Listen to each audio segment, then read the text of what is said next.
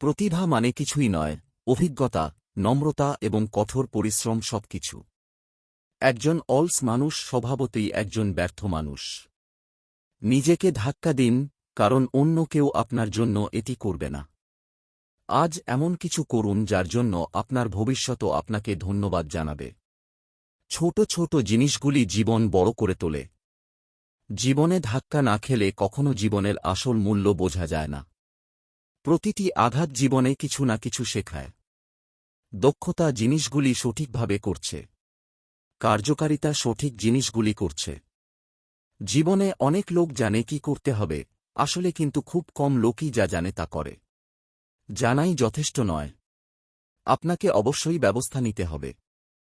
সাধারণ মানুষ চিন্তা করে শুধু সময় কাটানোর কথা, মহৎ মানুষ ভাবেন ব্যবহার করার কথা।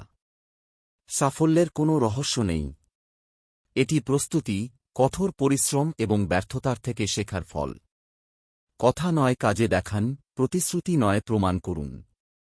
সাফল্য সাধারণত তাদের কাছে আসে যারা এটি খুঁজতে খুব ব্যস্ত। জেতার উত্তেজনার চেয়ে হারের ভয়কে বেশি হতে দিও না।